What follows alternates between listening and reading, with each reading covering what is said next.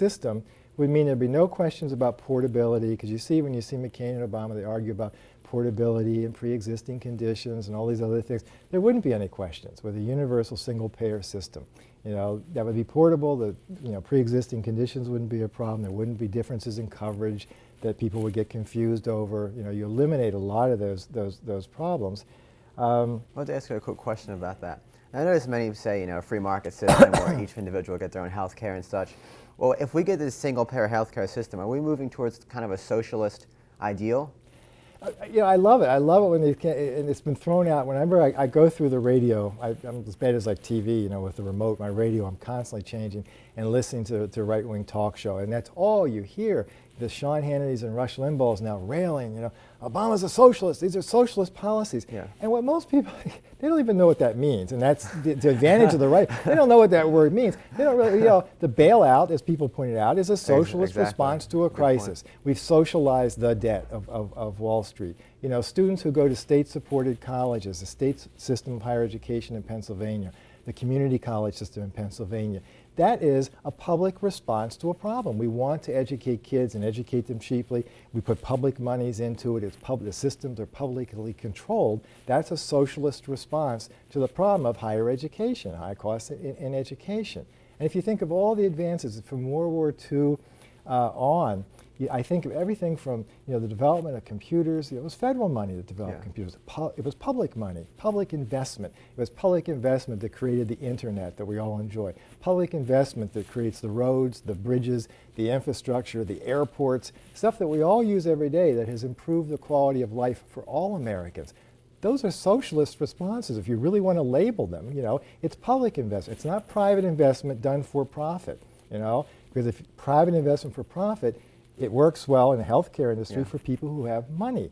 But we saw with Katrina, people who had money got help and had no problem. People didn't, the market doesn't work for people who don't have money. And Katrina is a good example of the failure of that market approach to all of our problems, And single-payer healthcare would benefit businesses in this country. That's the biggest cost for businesses, healthcare, and that cost gets passed on into goods and services. America could become more competitive globally if employers didn't have to pass on that cost. So I think it has a benefit all around, and especially if prevention's a big part of the component, of that healthcare system. We need to emphasize prevention. You save money in the long run, if you emphasize it.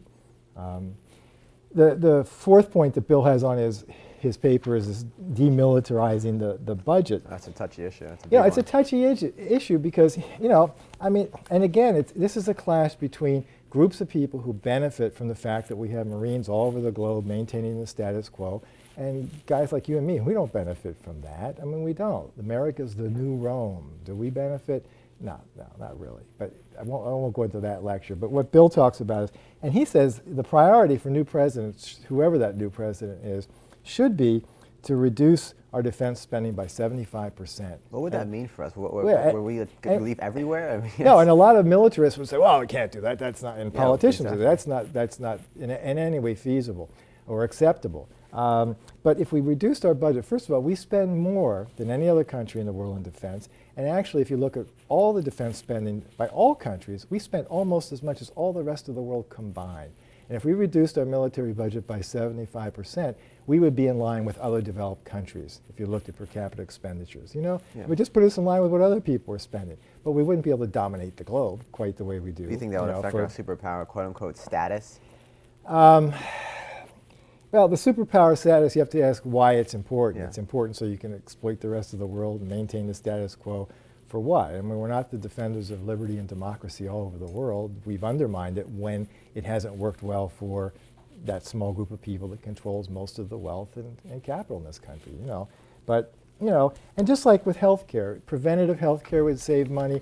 If we reduced military spending, in part just through diplomacy. If diplomacy were part of our military strategy globally, instead of war making as a way of dealing with foreign policy issues, and all these issues are tied together. What's important is to see how they're tied together, because if you reduce the carbon emissions, the carbon footprint of the United States, we spend $150 billion in military money a year protecting Middle East pipelines and the flow of oil from the Middle East. And that doesn't count war costs.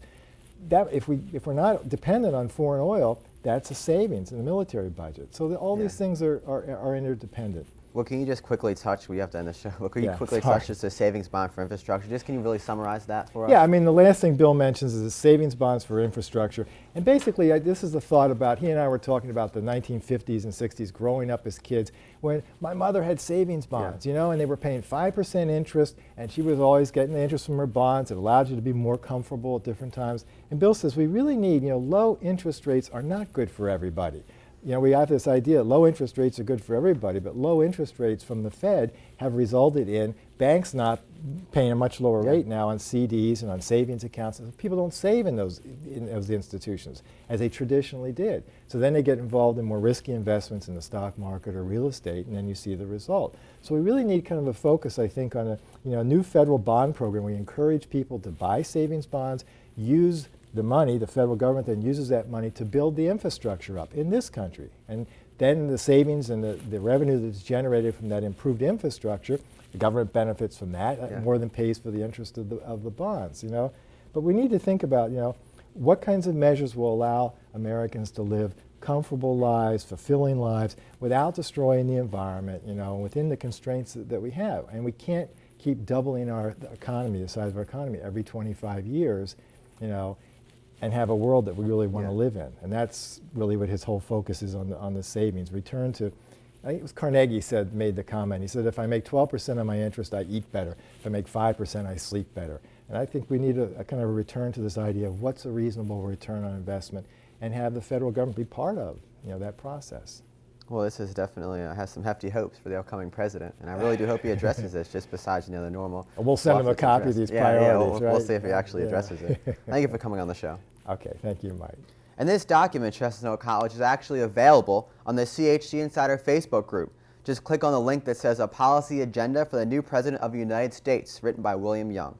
Until next time, I'm Mike Reid, out.